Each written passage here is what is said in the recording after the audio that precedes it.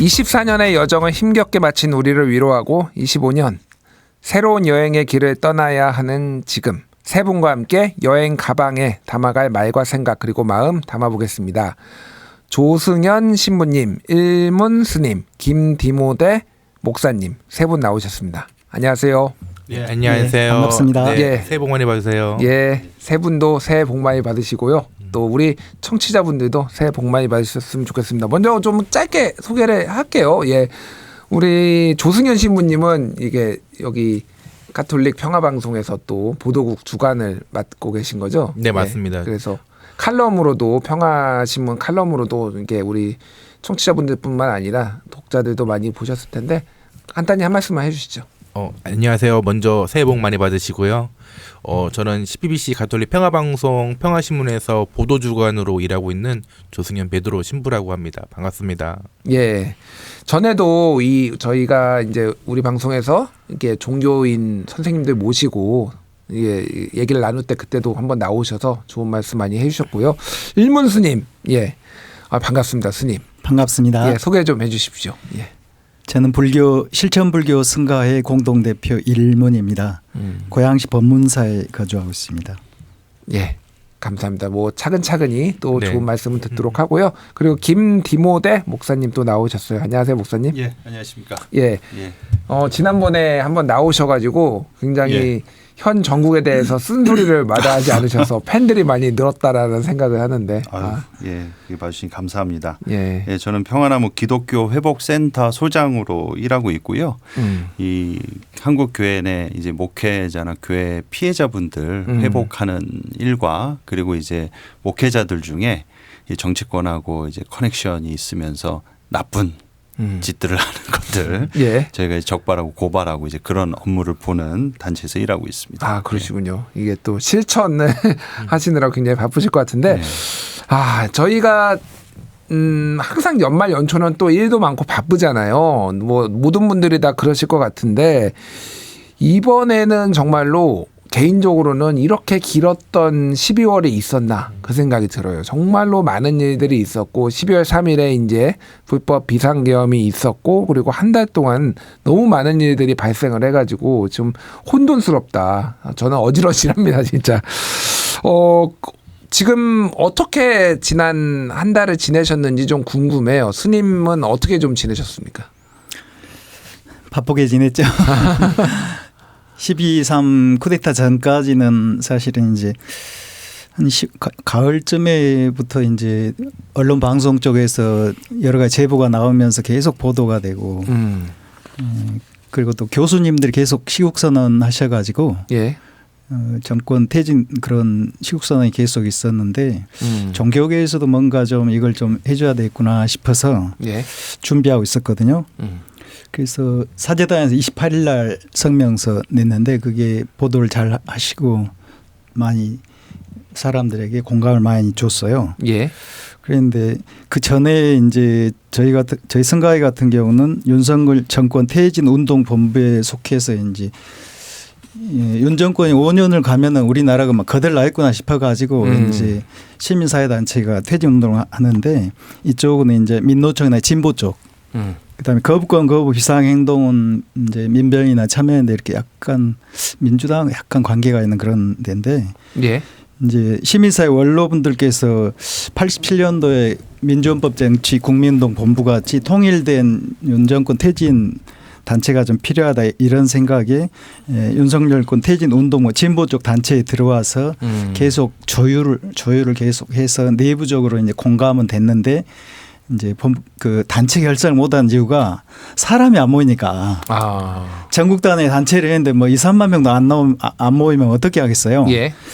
그래야 사람이 안 모이기 때문에 굉장히 힘들고 그걸 보면서 가수가 공연하는데 관중이 없으면 힘 빠지나 말이 실감나고 그리고 예. 나이 드신 분들만 모이고 민노총 같은 경우는 이제 대중 동원이 가능하지만 그 이외 분들이 안 모여서 많이 좀 힘들었는데 그게 이제 12.3 쿠데타를 일거에 이제 많은 분들이 모여서 근본적으로 다른 상황으로 이제 발전됐죠. 알겠습니다. 굉장히 바쁘게 지내셨네요. 그러니까 예, 계엄 이전부터 굉장히 바쁘게 지내셨는데 계엄으로 굉장히 많은 국가적 손해가 일어나고 그런 거 있지만 좀 유일하게 긍정적인 거가 있다라면 민주주의의 가치에 대해서 우리가 수호를 해야 되겠다. 그게 얼마나 소중한 것이었고 우리가 얼마나 허약한 민주주의 체제에서 지금 위에 있었는지를 새삼 깨닫게 되는 것들은 그나마 소중한 수확이 아니었나 그 생각이 듭니다. 예. 신부님 같은 경우에는 지난 한 달간 좀 어떻게 지내셨습니까? 많은 분들이 그렇겠지만 12월 3일 전과 12월 3일 후가 다 달라졌던 것 같습니다. 저는 12월 3일 전은 이제 12월 달에 이제 또 성탄절도 있고 하니까 또 나름대로 성탄에 준비를 하는 시기이기도 했거든요. 이제 대림절이라고 해서 준비하고 기도하고 뭐 가족과 보내고 뭐 연말 따뜻하게 보내자. 뭐 징글벨 이런 분위기로 가려고 했었는데 12월 3일 날 딱 터졌을 때 저는 약간 잘못 본 줄 알았어요. 모든 분들이 다르겠지만 예. 영화 잘못 튼 건가. 지금 뭐 방송이 나가야 되는데 방송이 못 나가니까 대체 방송으로 나가고 있는 건 아닌가. 실제로 또 군인분들이 있지 않아야 될 곳에 군인분들이 가신 거잖아요. 예. 군인분들은 대부분 이제 적과 싸우는 곳에 계셔야 되는데 여의도 국회의사당에 있는 걸 보면서 너무 이게 비현실적이라는 느낌이 좀 많이 받았습니다. 그리고 저는 또 그때 많은 분들이 또 국회의사당으로 달려가시기도 하셨고 또 제가 아는 몇몇 신부님들도 실제로 국회의사당으로 달려가셨다고 하시더라고요. 예, 예. 네. 그러면서 좀 많은 그 일상들이 징글벨 하려던 그 일상들이 다시 엉클어졌고 무너졌고 새롭게 또 정리를 해야 되는 시간이 아니었나. 그리고 그걸 또 함께하면서 좀 많이 바쁘게 지낸 것 같습니다. 예, 예. 구체적인 얘기들은 또 뒤에서 저희가 하나하나씩 짚어보도록 하고요. 뭐 천주교 같은 경우에도 한 1,400명 정도의 이제 종교인분들이 신부님들이 또 이제 시국 성명을 12.3 계엄 이전에 네. 또 발표를 해서 그게 또 전국에도 많은 영향을 주지 않았나 이런 얘기들도 나오고 있습니다. 김티모데 목사님은 예. 좀 어떻게 지내셨습니까?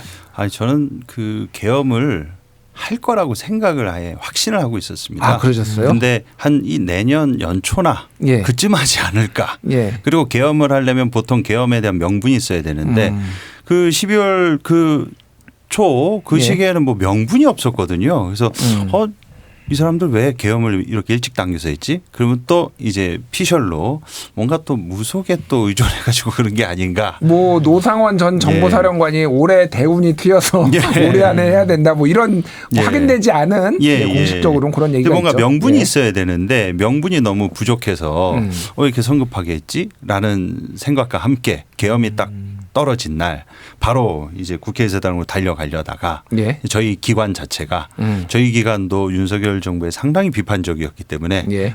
나중에 계엄을 해제하지 않으면 국회가 이제 그 해제를 했다 하더라도 대통령이 그걸 받아들이지 않으면 위험하니 우리 좀 나름대로 대응을 준비를 하자. 그래서 새벽 4시 15분까지 이 그 해제를 받아들이는지 안 받아들이는지 보다가 잠들어 버리고야 말았습니다. 근데 4시 20분에 해제를 했더라고요. 예, 그렇죠. 4시 15분까지 기다렸는데 5분을 그래서 못 아침에 버티고. 일어나서 예. 아침에 골아 떨어서 아침에 알았습니다. 예. 알겠습니다. 좀 다들 힘드신 기간을 보냈던 것 같은데 저는 아주 개인적인 얘기인데 제 생일이 이제 12월 31일이에요. 연말 항상 말일이어서 이렇게 뭐라고 해야 될까? 이게 송구영 신과 함께 제가 항상 생일을 이제 보냈었는데 그리고 이번 생일이 이제 제 50번째 예, 생일이어서 나름 의미가 좀 있게 생각을 했는데 가장 기억에 남는 생일이 되지 않았나 이런 생각을 합니다. 예. 50번째십니까? 계엄과 함께하지. 40번째인 줄 알았는데 50번째이실 줄 몰랐습니다. 50을 이제 비상계엄 사태와 함께 뭐 이렇게 맞은 뭐 그런 상황인 것 같습니다.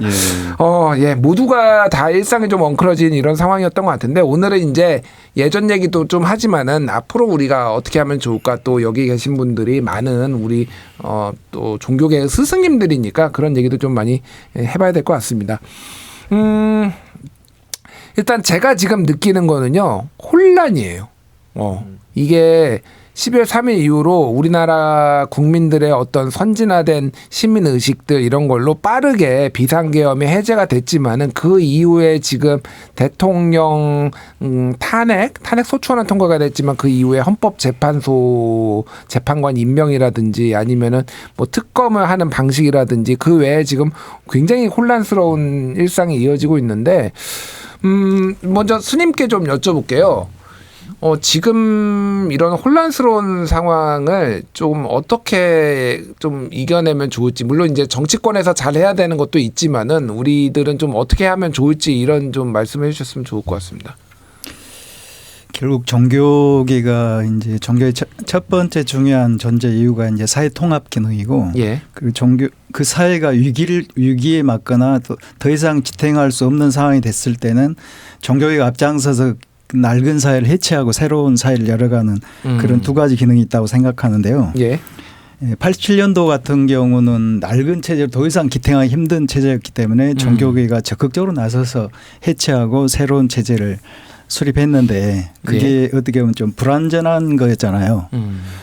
그 불완전함이 결국은 이런 계속 내부적인 이런 문제점을 안다가 이제 2016 박근혜 퇴진 같은 경우, 그다음에 2024년에 윤석열 퇴진 같은 경우 이런 탄핵 국면을 맞아서는 종교계가 적극적으로 목소리를 내면서 이 불안한 시민들이 그나마 그 기대하고 의지하면서 갈 수 있는 그런 구심점 역할을 해야 한다고 생각합니다. 예. 7, 80년대에는 그 강원래 목사님, 그다음에 8, 90년대에는 김수환 추기경님 같은 분들이 큰 정신적인 지주로서 국가의 미래를 위해서 시민들의 의지하게 하는 그런 큰 힘이 됐는데, 불행하게도 2024년도에는 종교계의 그러한 지도자들이 안 보여요.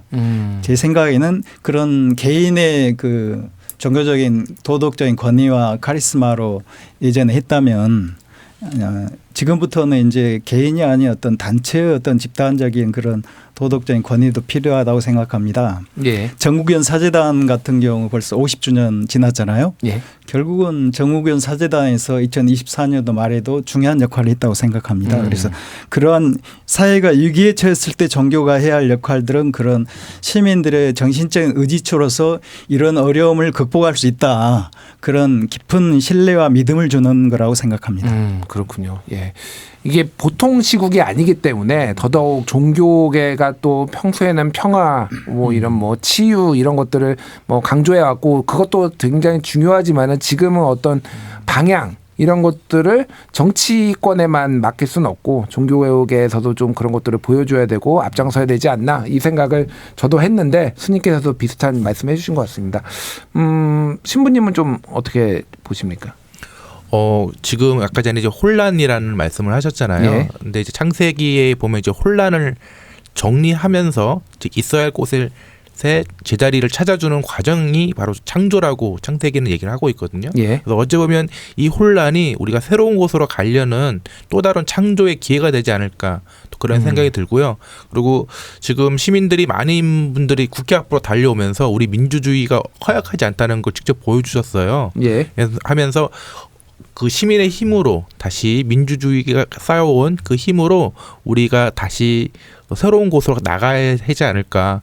또 그 나가는 곳에 87년 민주화 운동 때 명동성당이 중심을 했던 것처럼 종교계도 여기 힘을 보태는 게 또 중요하지 않을까 생각이 듭니다.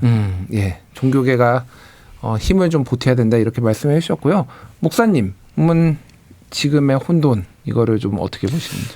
저는 그 개신교계 목회자로서 지금 현 상황 자체가 너무나 좀 죄송스럽고 부끄러운 지점이 있습니다. 왜냐하면 제가 그 윤석열 대통령이 담화할 때 그 담화를 30분을 다 봤는데 거기서 말하는 워딩, 주장, 내용 모든 것이 저희 평소 때 정광훈 씨가 집회 때 해왔던 모든 것과 정확히 100% 그 이상 일치하는 내용이었습니다. 그게 이제 언론 보도로 이렇게 프레임마다 끊어가지고 그렇게 맞습니다. 비교 분석한 언론 보도도 나왔어요. 예. 특히 거기서 쓴 단어들 중에 뭐 통일 대통령이라든지 뭐 부정선거에 대한 그 뭐 의혹들, 이런 것들은 정광훈 씨가 누차 얘기해 왔었고 계엄을 해야 된다고도 계속 얘기했었고 그 모든 내용이나 그 주장하는 주장하는 것들이 거의 100% 그 이상 일치했습니다. 근데 저는 평소 때 이 개신교계 목회자들이 자기 교인들이 정가운 씨 집회를 가거든요. 근데 그것을 평소 때 단도리하고 단속하고 이것에 대해서 힘을 실어주는 거를 좀 제재를 했다면 예. 이 정도로 이게 심화되진 않지 않았겠는가. 부정선거에 대한 음모론이라든지 그리고 가짜 뉴스라든지 이런 것들을 확대 재생산하고 퍼뜨리고 있는 그 핵심 중심에 극우 태극기 보수 기독교 세력이 있거든요. 예. 그리고 이번에 그 김용현 그 전 국방장관 예. 그 변호인에 합류해 있는 이명규 변호사라고 있습니다. 이 사람도 그 정가운 재판 때 저도 재판정에서 법원에서 만나기도 했어요. 완전히 이분들은 그 수구적 사고를 갖고 있고 그리고 계엄도 대통령의 권한으로 할 수 있다라는 이런 주장을 펼치는 그야말로 그 윤석열의 입이 되고 있는 사람들이거든요. 근데 이 사람들이 사실 그렇게 새로운 건 없습니다. 옛날부터 늘 해왔던 주장을 그대로 실천에 이번에 윤 대통령이 옮긴 거예요. 예. 그걸 보면서 야, 이 평소 때 이 교회 목회자들이 이러한 주장이 교회 내에서 교인들 사이에 카톡방이 돌고 이럴 때 단도리하고 제재를 했으면은 이 정도까지는 오진 않았을 텐데 왜 이렇게 단도리를 못하고 단속을 못했느냐. 예. 결국에는 이걸 단속하면 교인들이 불만 갖고 딴 교회 가버려요. 그러면 헌금 줄고 교세가 줄거든요.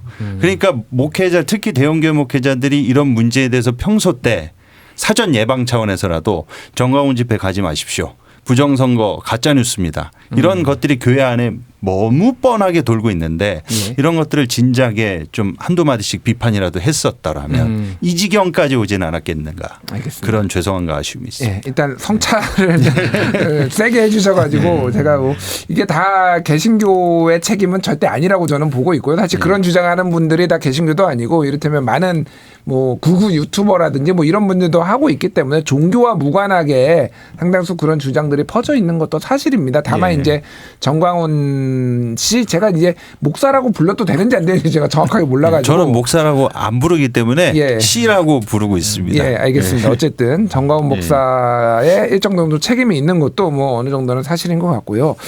저는 지금 이 혼란 상황을 보면서 더 걱정되는 거는 이 대한민국의 갈등 상황이에요.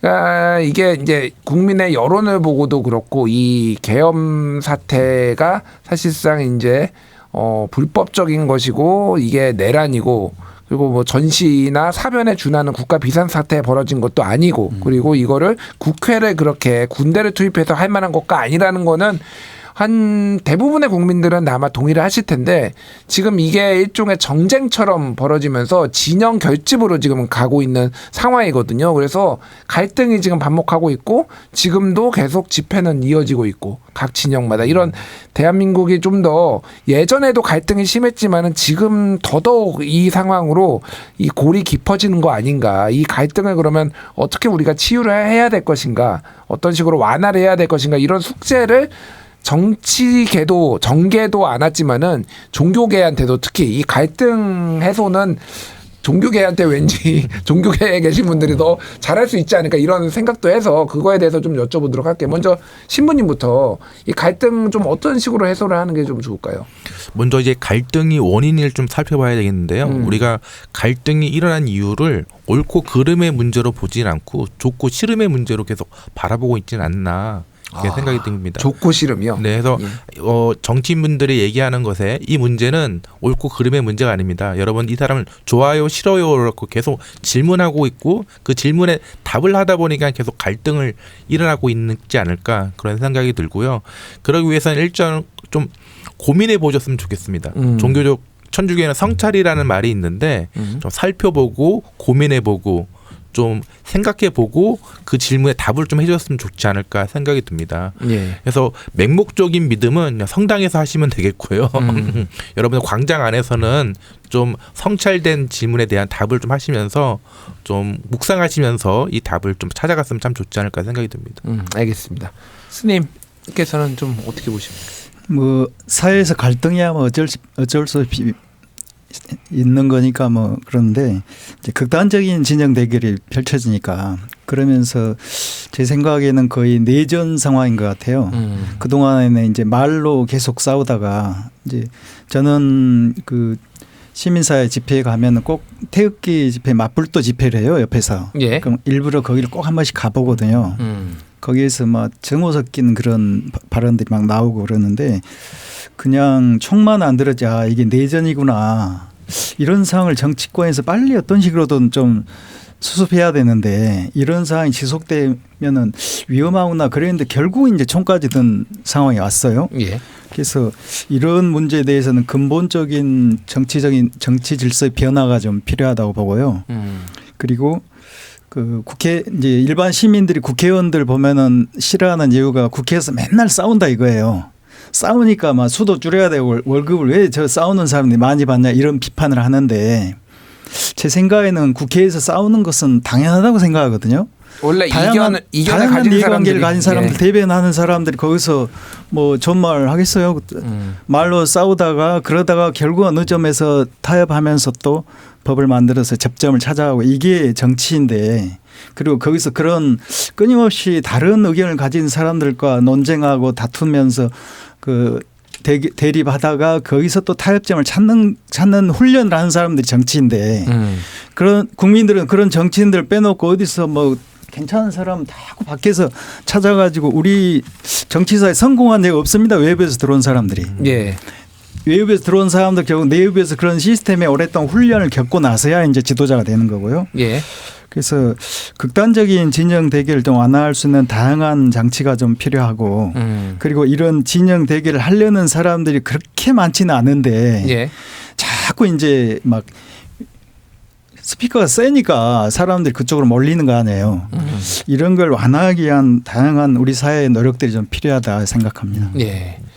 뭐 좀 근본적인 개혁 같은 거를 말씀해 주셨는데 아무래도 이게 뭐 양 진영이 뭉쳐가지고 전쟁을 치르듯이 그리고 저쪽이 좀 꼬꾸라지면 우리가 얻는 이득이 매우 크기 때문에 이 정치 시스템에 대해서도 아마 좀 지적을 완곡하게 해주신 것 같습니다. 그러니까 이게 원래 국회라는 공간도 그렇고 정치도 그렇고 다양한 사람들이 본인의 이견, 다른 사람과의 이견을 줄여나가는 과정인데 거기에서 논쟁이나 뭐 어떤 일정 정도의 갈등은 피할 수가 없는 건데 그게 좀 너무 폭력적으로 그리고 증오를 일으키는 방식으로 지금 나오지 않냐 이렇게 좀 지적을 해주신 것 같아요.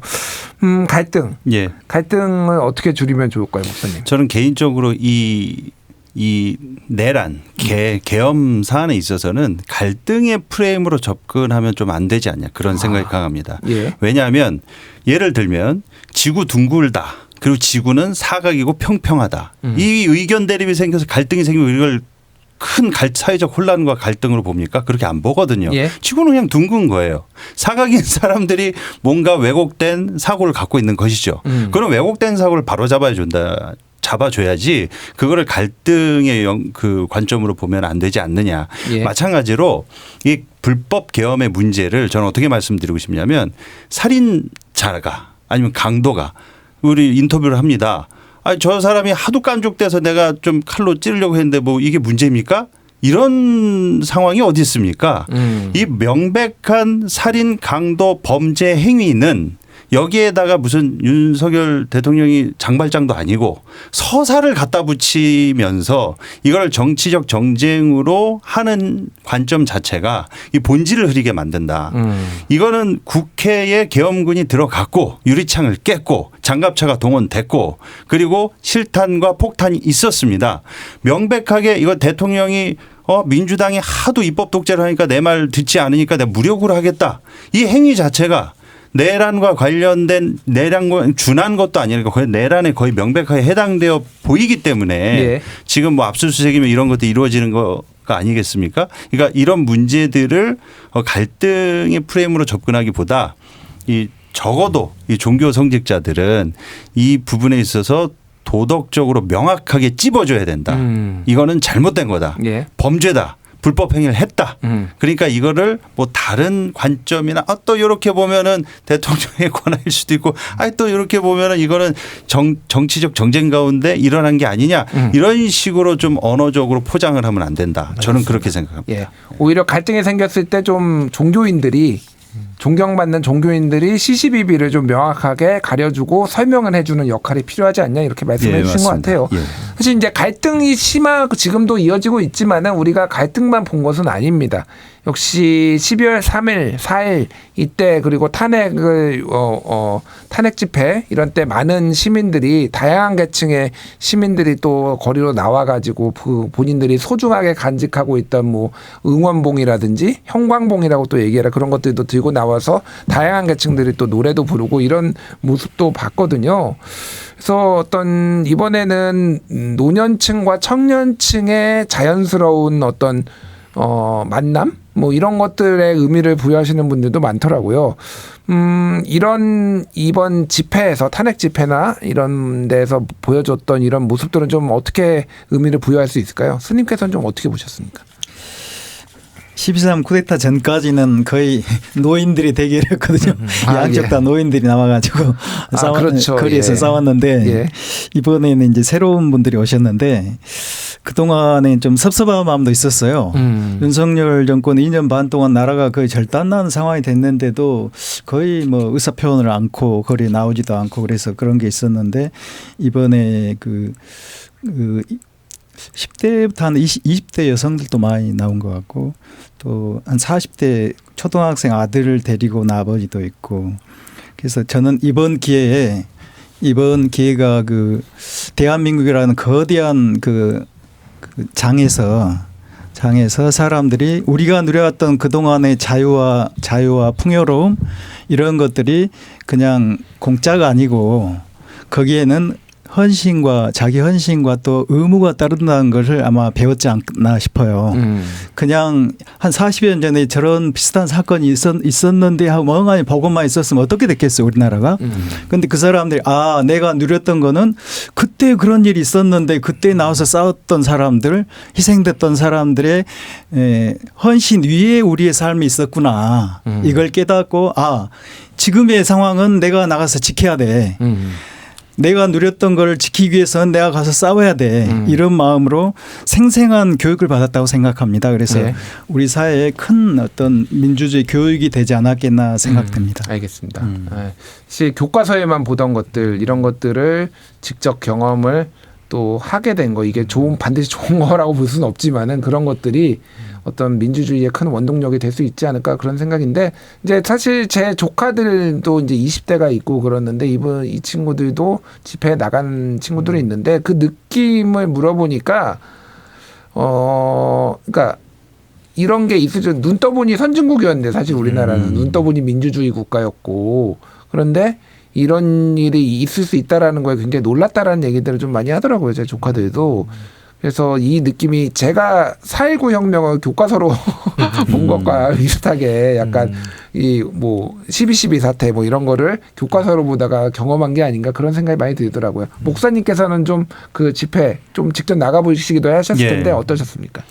저는 일단은 기성세대 분들께서는 예전에 광주 민주화운동에 대한 경험도 있으시고 그것을 이제 직간접적으로 체험하셨기 때문에 이분들은 뭐 당연히 오실 분들이 오신 것 같은데 특히 이 10대, 20대 이 친구들은 저는 좀 문화적인 승리가 아닌가 싶습니다. 뭐 대표적으로 뭐 작년만 하더라도 서울의 봄이라든지 그리고 뭐 택시 운전사나 1987 같은 영화들이 개봉이 되면서 이 친구들은 교과서에서만 보고 그리고 또 이것을 어떻게 경험하거나 체험할 일이 거의 없었거든요. 근데 이번에 계엄 사태를 통해서 이제 실시간으로 그걸 눈으로 보게 된 것이죠. 그러면서 본인들이 민주주의에 무임승차하고 있었다는 사실 자체도 어떻게 보면 망각을 하고 있었는데 이게 어떻게 보면 딱 뜨인 게 아닌가. 그래서 진짜 이 큰일 날 일이 생기겠구나. 영화에서만 보던 게 현실에서 일어났고 이걸 우리가 나서지 않으면은 이러한 문제가 현실에도 다시 반복될 수 있겠구나. 그래서 저는 이 MZ라고 그러지 않습니까? 그 세대들이 같이 함께 참여하게 된 것이 어떻게 보면은 우리 대한민국의 문화적 승리다. 이런 교육의 영역에서 다 채워주지 못했던 그 부분까지도 이 젊은 세대들 2030 세대들 10대까지도 이런 것들을 이 문화적인 요소들을 통해서 또 한강 작가님께서 예. 또 노벨상을 타셨잖아요. 근데 그때 또 소년이 온다라든지 맞아요. 예, 예. 작별하지 않는다 이러한 작품들을 통해서 접하게 된 거죠.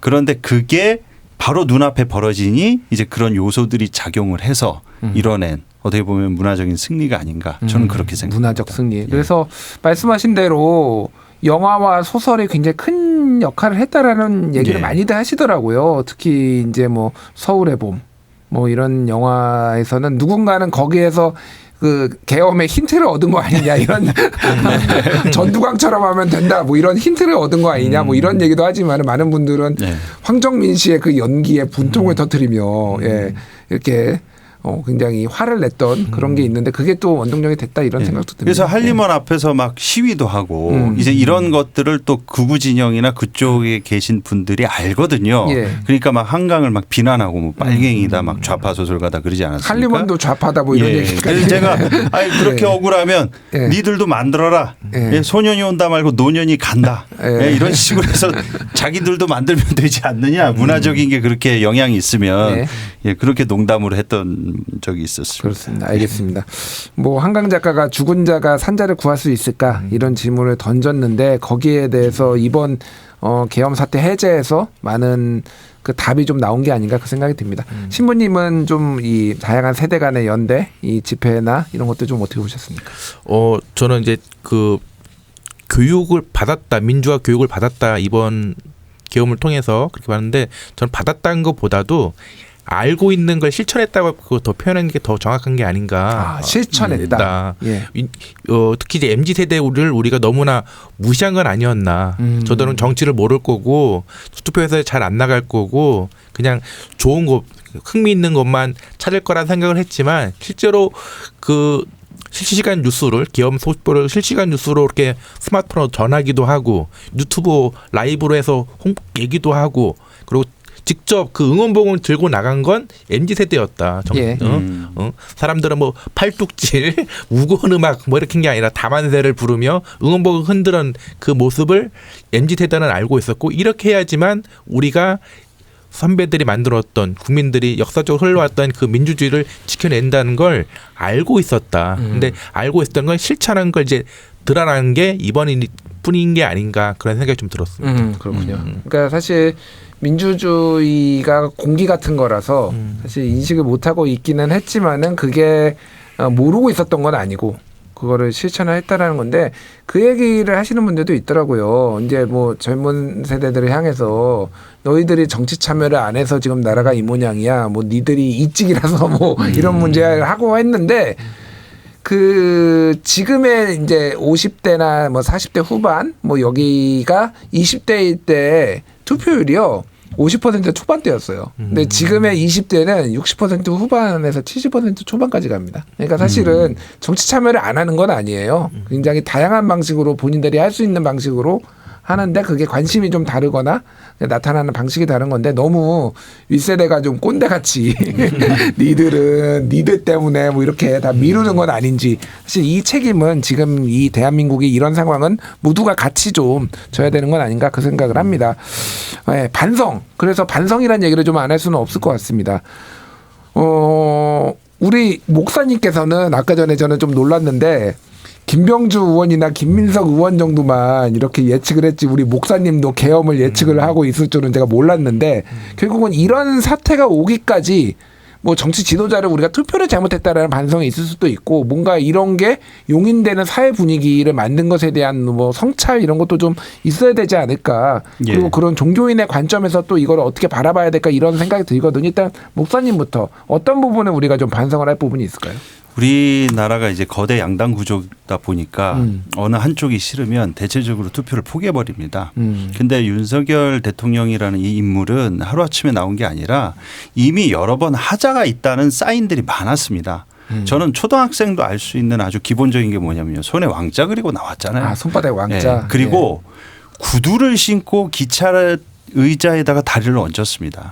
요거 두 개를만 딱 보더라도 이미 그 외신들도 구두발로 기차 탔을 때 다리 올린 걸 보고 이런 사람이 어떻게 대통령이 될 수 있느냐는 식으로 외신들도 이거에 대한 그 기사나 내용들이 있었습니다. 요거 두 개만 보더라도 뭐 그 김건희 씨에 대한 뭐 도이치 모터스 주가 조작이나 뭐 이창 명주라고 하잖아요. 뭐 양평 뭐 여러 가지 비리들이 뭐 산적하고 너무나 많지만 이미 초창기부터 그런 사인들이 있었고 이분들이 이 윤석열 대통령 후보 시절에 했던 그 언어 구사들을 보십시오. 뭐 전두환도 잘한 게 있다. 그리고 뭐 일본 후쿠시마 그거 가짜 뉴스다.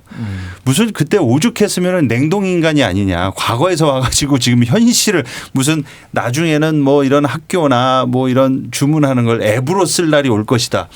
시대에 걸맞지도 않고 말 같지도 않은 소리들을 너무나 많이 했는데 이 모든 걸 보고도 투표를 하고 뽑았지 않습니까? 그래서 이번에 아주 엄청난 이 교훈을 했다. 교훈을 얻었다. 그리고 제가 늘상 하는 말이지만 우리 저 함석헌 선생님께서 이런 말씀을 하셨습니다. 이 원래 그 정치나 투표라는 것은 덜 나쁜 놈을 골라내는 작업이다. 그러니까 차선이 안 되면 차악이라도 좋으니 비교해 봤을 때 덜 나쁜 사람을 가려 뽑아야 되지 않겠느냐 그 말씀을 누누이 하셨지 않습니까? 예. 이번에 이전에 문재인 정권이 싫다고 윤석열 씨를 이제 국민의힘을 몰아준 그런 부동층들도 있었지만 또 둘 다 마음에 안 든다. 그리고 아예 그냥 투표를 포기해버리고 기권하시는 분들도 많았거든요.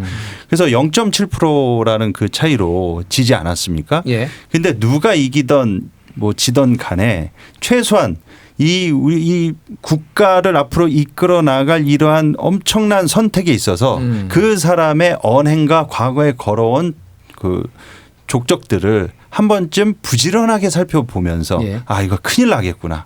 이번 일을 계기로 삼아 정말 통렬하게 반성을 해서 네. 아 이거 한 번 잘못 뽑아놓으면은 돌이키기에는 엄청난 큰 여파와 시간들이 필요하구나.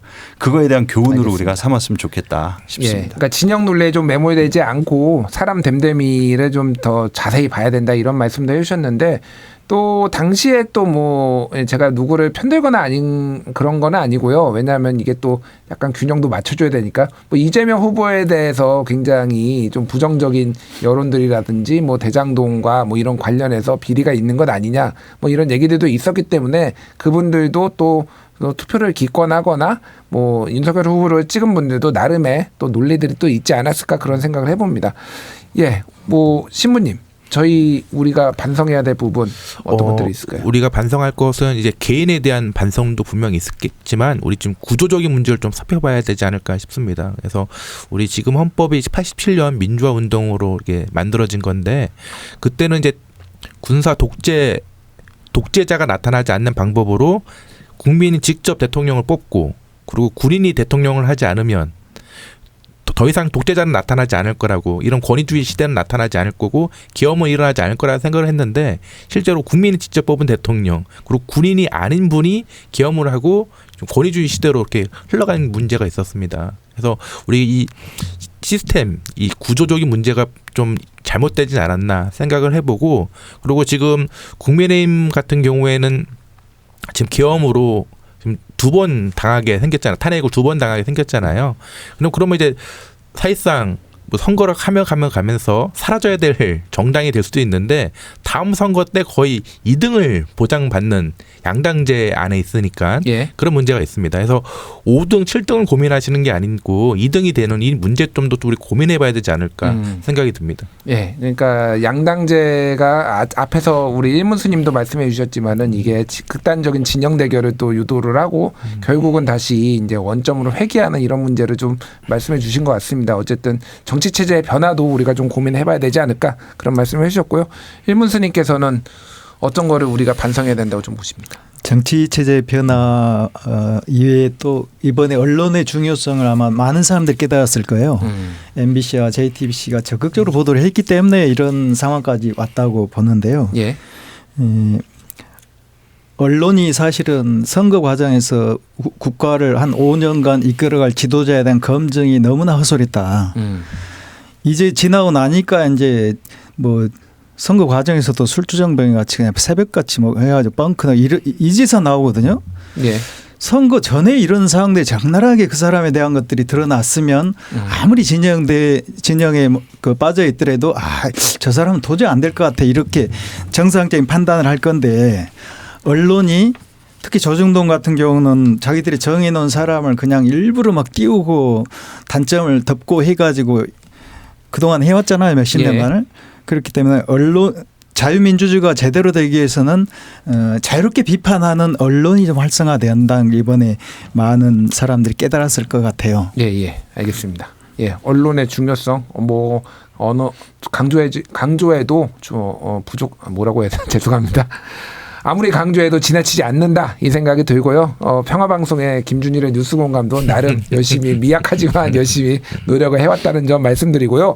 요거 시간은 많지 않은데 요거 좀 특히 종교인들 계시니까 좀 여쭤봐야 될 것 같아요.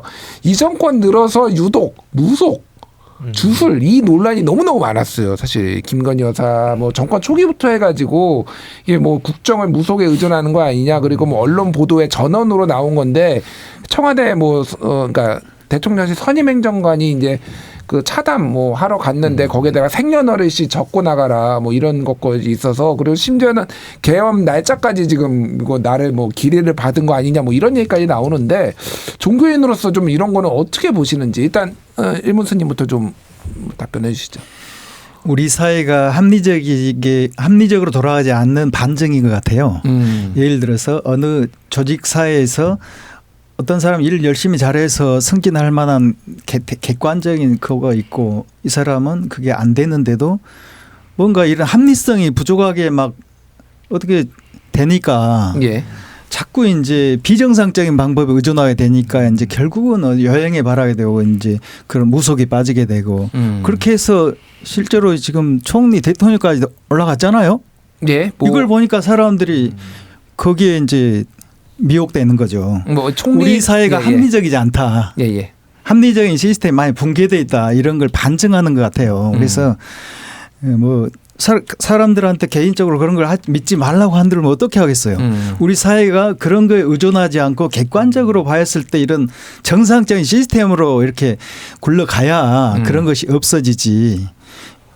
그렇게 생각합니다. 알겠습니다. 비합리적이니까 이런 일이 발생을 했다라는 거고 한덕수 총리 뭐 총리끼를 말씀하셨는데 한덕수 총리는 이제 배우자가 그런 점술에 굉장히 관심이 있다고 박지원 의원이 주장을 한 것을 아마 인용을 하신 걸로 제가 보이고요. 목사님께서는 어떻게 보십니까? 이 주술 정권이라는 표현까지 이제 나왔는데 어떻게 보세요? 무속이나 주술을 한 개인이 뭐 신뢰하거나 믿거나 그것을 뭐 따르는 것은 개인의 자유인데 문제는 이 권력을 가진 권력자가 무속이나 주술을 의존해서 어떤 국가의 정책이나 어떠한 그 중요한 결정사안에 반영을 한다는 게 문제라는 겁니다. 예. 지금까지 그런 의혹들이 수없이 쏟아져 나왔는데 그러한 것에 연연하지 않은 지극히 합리적이고 상식적인 그 선택을 하면서 정책을 이끌어갈 수 있는 그런 고위직 공무원들이 우리나라를 이끌어가야 정상인 것이죠. 그런데 이 저는 무속이나 주술 자체는 이거 자체가 문제라고 보지는 않습니다. 예. 왜 애꿎은 그 노상원 전 사령관 때문에 애꿎은 무속인들이 괜히 욕먹고 주술 자체가 무슨 잘못이 있습니까? 주술이나 무속은 있는 그대로 원래 있어 왔습니다. 예. 근데 문제는 이것을 가지고 자꾸만 이런 어떤 중요한 선택을 하는 데 있어서 반영을 하는 것이 문제고 예. 그 반영하는 사람을 그 위치에다가 갈 수 있도록 우리가 뽑아놨기 때문에 그게 궁극적으로 본질적 문제다. 알겠습니다. 예. 결국은 이제 공과사를 좀 구분을 해야 되고 예. 아까 목사님 말씀하셨다시피 손바닥 왕자 쓸 때부터 알아봤어야 된다. 여기로 좀 귀결이 되는 것 같습니다. 예. 신부님 좀 어떻게 보셨습니까? 윤 대통령 책상에 그런 명패가 있다면서요. 모든 책임은 여기서 멈춘다. The buck stop here. 네, 예. 뭐 이렇게 했다는데 결국에는 책임을 지지 않겠다는 거죠. 자기가 책임지지 않고 주술, 어떤 요술, 마술, 어떤 신적인 힘을 빌려서 그것을 회피하고 싶어하는 마음이 있지 않을까 네. 그런 생각이 듭니다. 알겠습니다. 자, 시간이 거의 다 됐는데 마지막으로 한 1분여 정도씩 뭐 좀 국민들 위해서 청취자분들을 위해서 한 말씀씩 해주시죠. 먼저 신부님부터 해주시겠어요?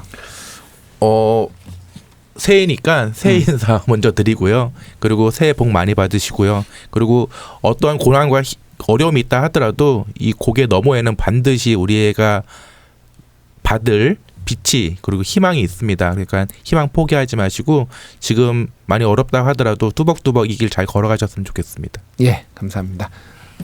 스님께서도 뭐 전하실 말도 좀 있으시다고 하셨는데 같이 예. 네, 금년 저희 불교, 기독교, 천주교, 원불교 4대 정단 상직자분들이 이제 DMZ 생명평화 순례를 2월 29일부터 3월 20일까지 그 400km 정주했습니다. 예. 윤석열 정부 들어와서 남북관계 완전히 단절돼 버리기 때문에 통일운동이 뭐 방향을 잃어버렸잖아요.